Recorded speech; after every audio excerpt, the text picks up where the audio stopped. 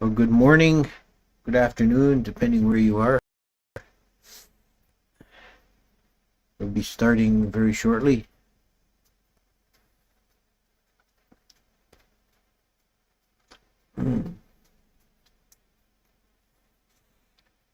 It's super cold here right now. It's minus 22 Celsius by my thermometer outside. Okay, it's 6. Namo tassa bhagavato arahato sama sambuddhassa. Namo tassa bhagavato arahato sama sambuddhassa. Namo tassa bhagavato arahato sama sambuddhassa. Okay, last time we did the Sutta Majjhima 49, where the Buddha had the discussion with Bhakka the Brahma, and I thought it would actually be good to do the Majjhima 50, because that has a number of interesting angles to it. It's the sutta where the Venerable Moggallāna has an encounter with Mara, and it brings up a number of interesting points.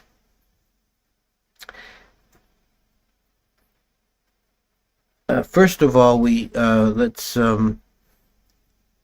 discuss a little bit about who Mara is. Mara is the tempter. He occurs in a number of incidents, but most importantly, he confronted the Buddha on his enlightenment night and tried to distract him from attaining the goal. Mara is actually a high-level Dewa. He dwells in the highest sensual heaven, the realm of those who delight in the creation of others, Parinimata Vasavati Dewas. It says he rules over one quarter of that realm like a rebel prince. So he conceives himself as being the Lord of Samsara and tries to prevent any being from attaining enlightenment and escaping from Samsara.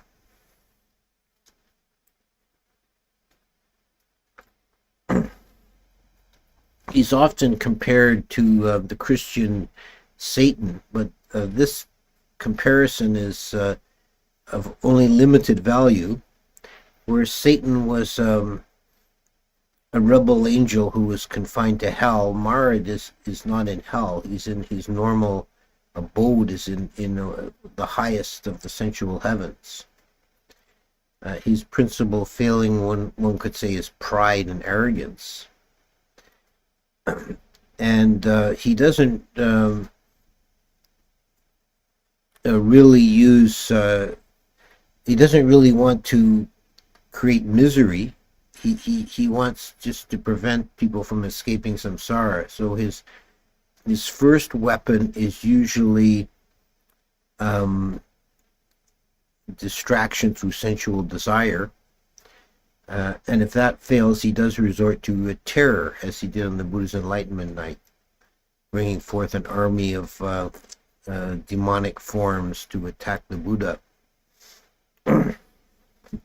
In this particular sutta that we're discussing now, Moggallāna, who's of course one of the Buddha's two chief disciples, the disciple renowned for psychic powers, he was at the time doing walking meditation, and he felt a disturbance in his abdomen, and he says to himself, what is wrong with my belly? It feels like it's full of beans.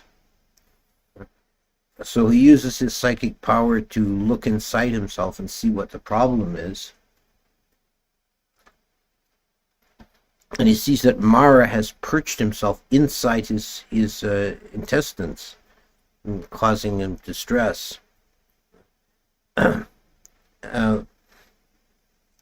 So when he tells Mara, "I see you, Mara. I know you, Mara." Mara then exits from his mouth and stands by the doorpost, and Moggallana still recognizes and sees him. The commentary has a additional dialogue that Moggallana said to Mara. He said, "You are you should be ashamed of yourself. Normally, Dewas find the human body loathsome and evil smelling, but here you are, a high Dewa, urbane and refined, and you've perched yourself in a loathsome place."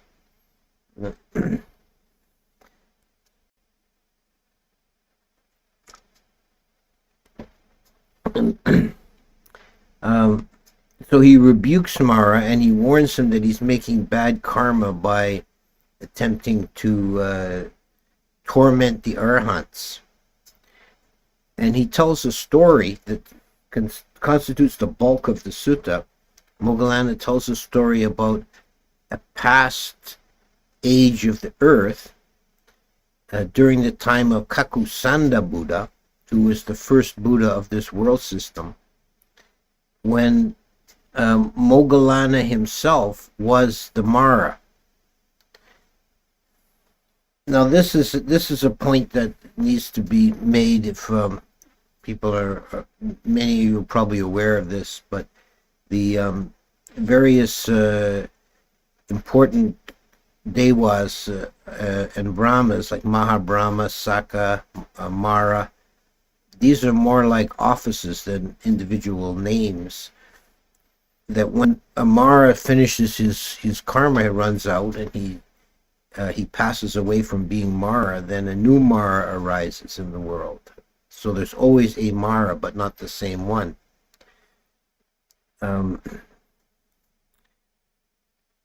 The Mara of the Buddha's time, the Mara who confronted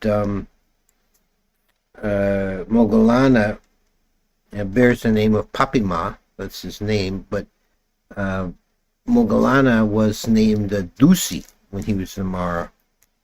He was the Mara Dusi. Then there's a kind of a strange passage where he tells the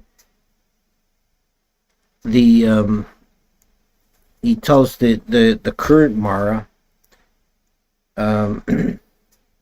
I'm looking for the passage so I get the detail right.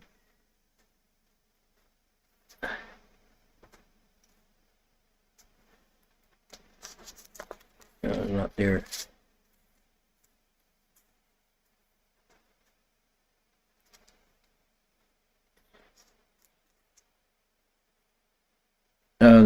That Mara Dusi was his nephew at that time.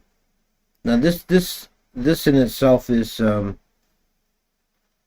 strange, and it's not explained, and it's not even the commentary doesn't go into it. But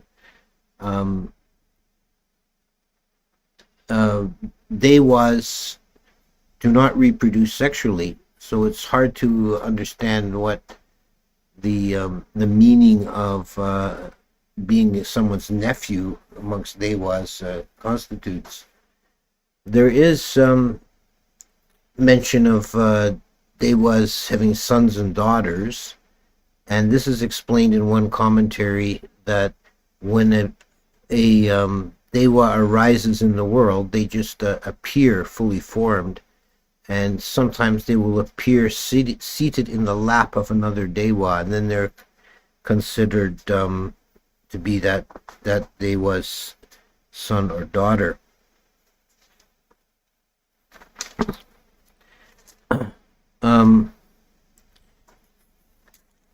There's also mention of another character here which is another one of this family unit, is the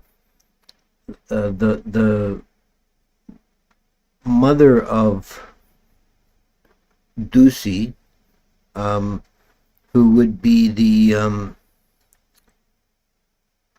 sister of Moggallāna,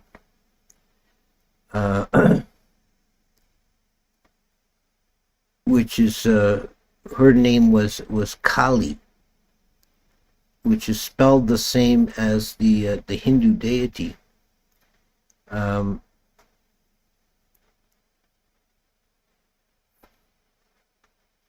Which is a very odd coincidence, perhaps, because the Hindu deity Kali doesn't appear in the literature at this time. She was a more medieval deity, but the idea that this sister of Mara,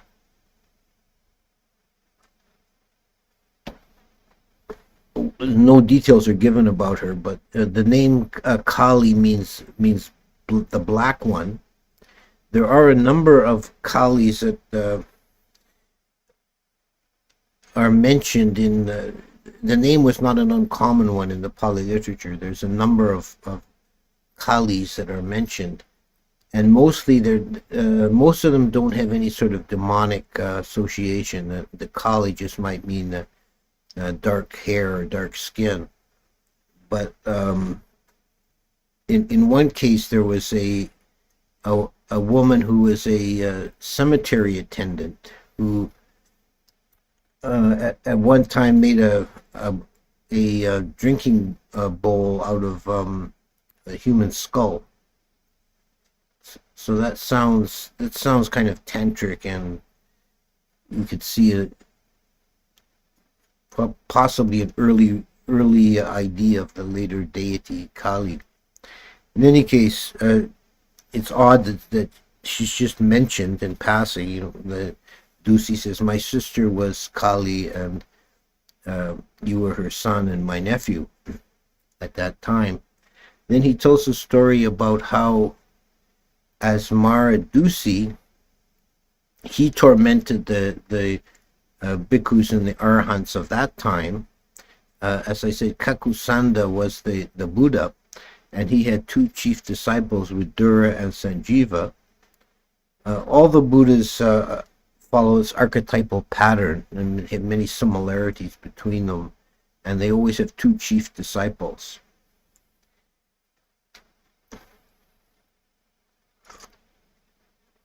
And the Mara Dusi, the previous birth of Moggallana, tried to corrupt the bhikkhus in Kakusanda's following, but he was not having success, so he decided to try and bother them indirectly by putting ideas into the mind of the villagers. First, he tried raising animosity towards the Sangha amongst the bhikkhus. The commentary says that he started the idea among them that the bhikkhus were misbehaving and breaking the rules. And when they went into the village for alms, they were met with verbal abuse from the villagers. And at that time, Kakusanda Buddha gave the bhikkhus instruction that they should practice loving kindness meditation, metta, to overcome the feeling of animosity.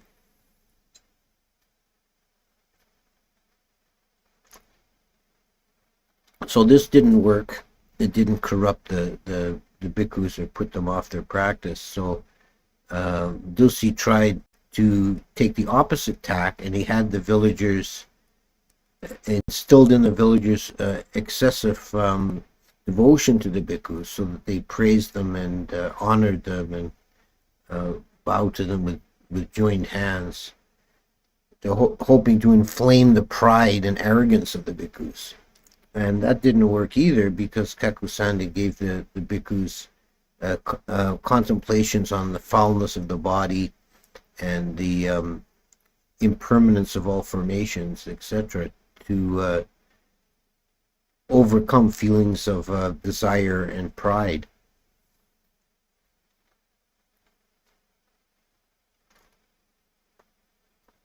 So we have here this is one of the very few stories, antidotes to overcome the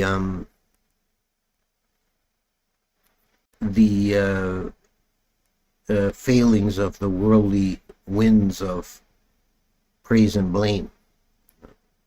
There's 8 worldly states or winds include praise and blame, which are among the most pernicious. You get praised and you feel elated and happy and blown up with pride, and you get blamed the next day, criticized, you feel sad and dejected and downcast. And good practice is to not pay attention to praise or blame, and not let them affect you, to remain equanimous. So now the Mara Dusi was quite frustrated, and he followed the Buddha when he was walking with his disciple Vidura, and he picked up a cobblestone and threw it at Vidura's head, causing a cut and the flowing of blood. The Buddha Kakusandi then turned around to look at him, and it says that he turned around with the elephant look, which is another odd feature. That's one of the physical characteristics of a Buddha, is that when they turn to look at something, they don't just turn their head, they turn their whole body. And the commentary says it's because their necks are not flexible. This is called the elephant look. So that he turns his whole body at Dusi, and Dusi at that moment dies or passes away from this world, and goes to hell. He falls to hell. The commentary makes it explicit and makes a point that the Buddha didn't kill Mara. He died from his own karma. And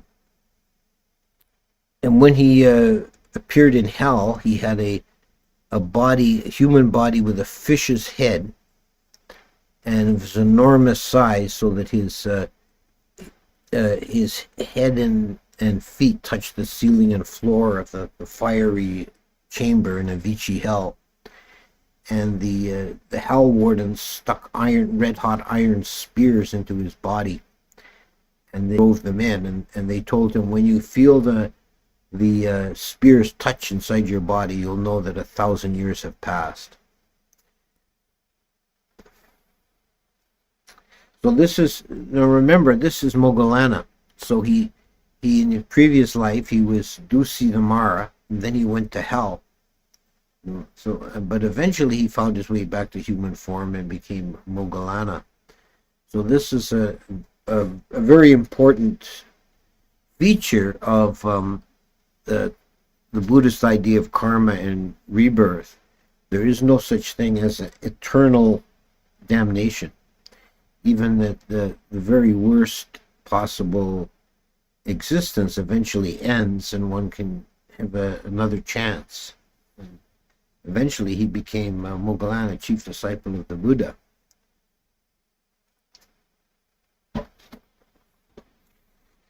The sutta ends with a series of verses, mostly there's quite a few verses. It goes on for like 3 pages in the print version, and they're mostly about Moggallāna saying, warning Mara, you're going to suffer horrible karma for tormenting the noble ones. There's one, I'll read this one verse out because it seems totally out of place, and it may be like a late transcribing error or something. This verse that doesn't really have anything to do with anything else gets popped in there. But it's quite and this is Bhikkhu Bodhi's translation. In the middle of the ocean there are mansions aeon lasting, sapphire shining, fiery gleaming, with clear translucent luster, where iridescent scene complex intricate rhythms. So quite a beautiful image, but it doesn't seem to have anything to do with anything else in the sutta. What Bhikkhu Bodhi translates as sea nymphs are acharas, or celestial nymphs, minor female devas of the normally found in Tawatingsa heaven.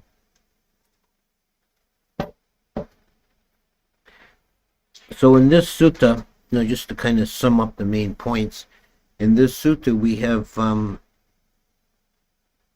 a very unusual and interesting glimpse into the nature of the being Mara, by looking at first of all Mara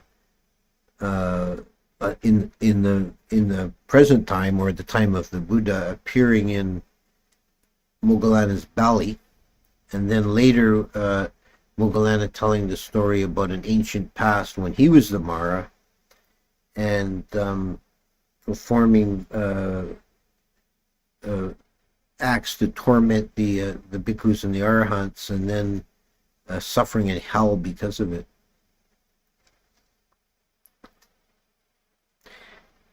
So it seems like being a Mara must require some good karma initially to be able to be reborn into the heaven world, but then by the nature of being a Mara, you tend to make a lot of really bad karma and end up taking a bad birth. So we have samsara as the wheel where beings go up and down, is well illustrated in this story. So I'll stop there, and we'll have a look at what's going on in the chat. It seems to be quite busy already. Let me just adjust it so I can read it more easily. Okay, first question: is it mentioned if there's only one Mara at a time in a given universe, or are there many Maras at the same time? There's only one chief Mara, but he has an army of disciples, lesser devas that serve him, that are sometimes called Maras as well, in the plural. But in any one universe, there's only one chief Mara. What does Mara gain from keeping people in samsara? Does he have co-conspirators? I think that it's just his. The way I interpret it is that it would hurt his pride to have anyone escape, because he's in the highest sensual heaven. He imagines himself to be the lord of the whole of the sensual world, and if he sees anyone escaping, that they're like leaving his dominion. He has co-conspirators. As I said previously, there's lesser beings that serve him, that are sometimes called Maras. How many years are there usually between two Buddhas in human years? The time between Buddhas is not specified anywhere. There's a tradition that I've heard of in Burma that they say there's 5,000 years between Buddhas, but I'm not sure where they get that number from.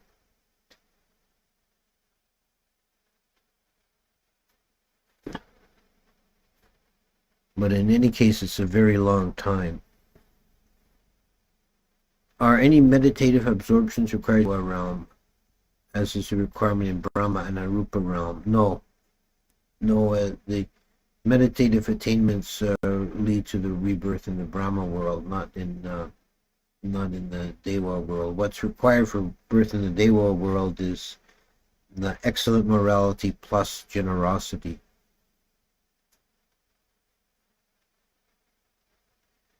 For requirement of jhana to be born in Brahma realms is a prerequisite just to get into jhana once or to do it regularly until death.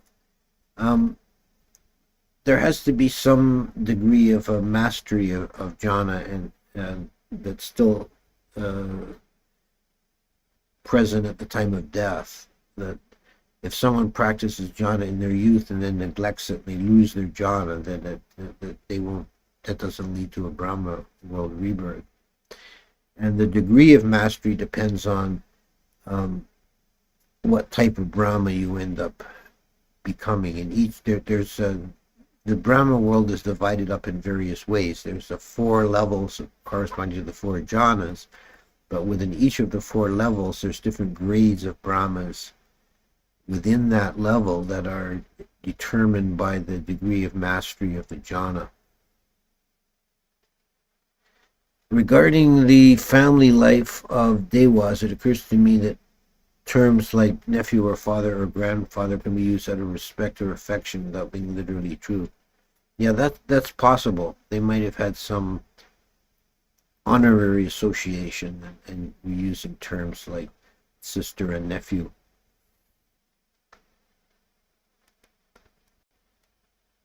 Hi, Kristen. Okay.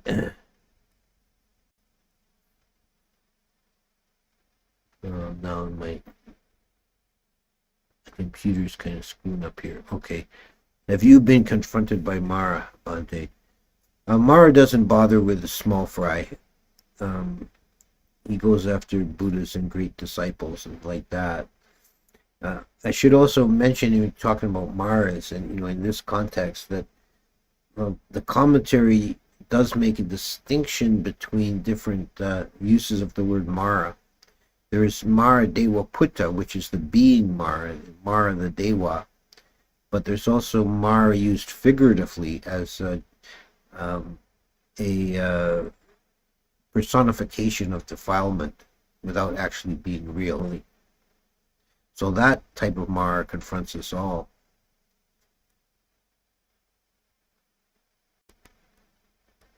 It's a continuation of the previous comment about relationships. Like someone calling an elderly man grandfather, or a beatnik addressing someone of the previous generation as dad or daddy-o. I think you might be aging yourself with that reference. What kind of actions result in being reborn with a male-female body? Yeah, there is some different opinions about that found in the text. There's nothing in the suttas that explicitly talks about that, but there is in the commentaries. There's 2. That's one view. Another view is that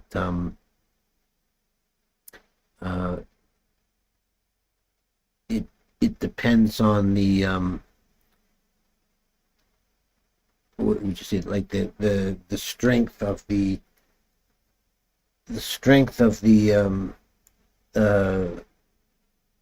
sex faculty. Every being has either a male or female sex faculty, and if the sex faculty in the male is weak, then you could be reborn as a female in the next life, and vice versa. Weapons. Regarding Mara's weapons, are we as practitioners to expect Mara's weapons at what point in our practice? You don't really have to worry about Mara bringing out the heavy ammunition until you're close to arahantship, but the Mara as a personification or simile of defilements, they're present all the way through. Do you think there's any merit in the single life interpretation of dependent origination? I do, if it's not exclusive. I think I know there's these some people take it as being total negation of the 3 life interpretation, but I think that they both work at different time scales. I don't really see a contradiction between them. So it actually works on the momentary level, and also across lifetimes. Being born in Nimanarati, Parinimata and Yama. There's quite a lot of information about other heavens, but not these. Yeah, there's almost nothing really about the Yama world. It's very, very sparse details. As for the two higher heavens, the Nimanarati and Parinimata, I'm not aware of any mention of specific prerequisites to be reborn there, other than the general quality of the karma that it being makes. So the higher heavens would be available to one who makes, a higher, more excellent karma, a higher degree of generosity and scrupulous in keeping the precepts. There's also mention of rebirth by aspiration. As long as you have making good karma, you can combine that with an aspiration. May I be reborn into Sita heaven, for example, which a lot of Asians actually aim to be reborn there. Asian Buddhists, they think attaining Nibbana is too difficult in this age, and that they'd be better to be reborn into Sita and sit it out for a while and sit at the feet of the Bodhisattva. Why didn't... Oh, sorry. This interface is jumping around on me. I've lost my place.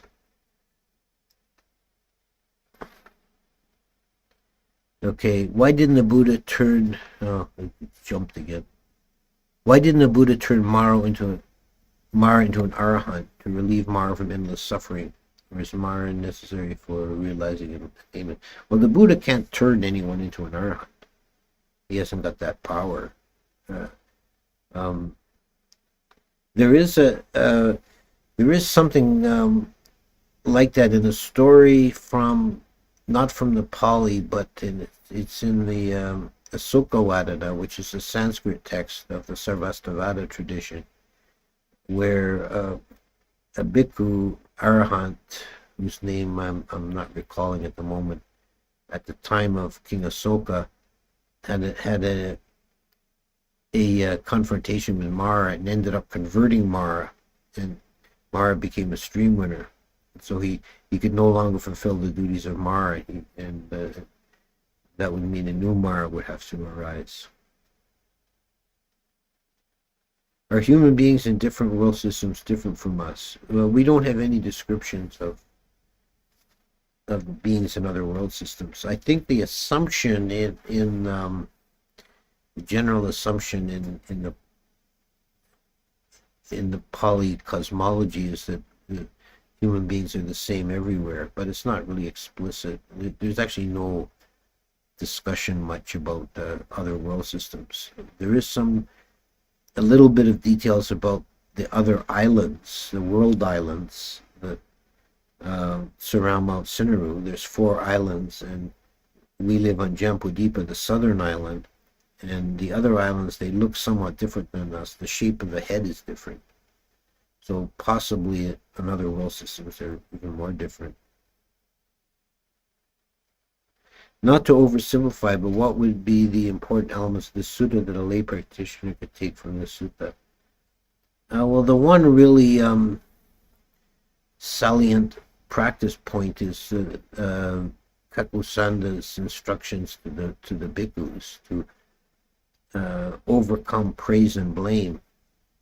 That if one is suffering from blame, people are criticizing you and insulting you, you need to practice loving kindness to overcome that. And if you find yourself getting a swollen head from too much praise, you need to take up meditations that emphasize the the undesirable aspects of samsara, like the repulsiveness of nutriment, the foulness in the body, the impermanence of all samsaric formations.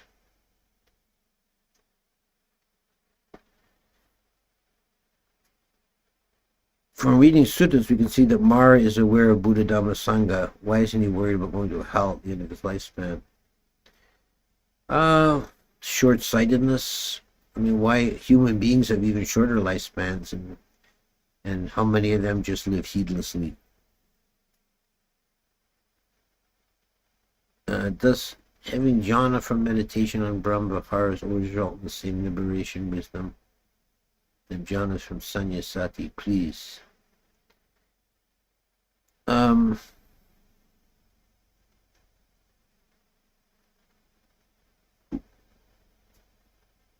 I'm not sure really. I think that question may be a bit off. The Brahma Viharas or jhana by themselves are not really sufficient for the arising of wisdom. That requires the investigation of vipassana. The Brahma Viharas do lead into jhana. For couples from completely different cultures, countries, is there a karmic connection that leads them to find each other, even though it's very improbable? Yeah, very likely. And particularly if there's an attraction immediately, this is a sign that there's some previous, what's called love at first sight. This is a sign that there's some previous karmic connection. Are we doing mind management of our defilements into more exalted mental states? Yeah, we're trying to transform our mental states into more refined or exalted ones. One must recluse to reach it. Yes, there's no other way. Correct. Yeah, renunciation is very important for realizing nibbana.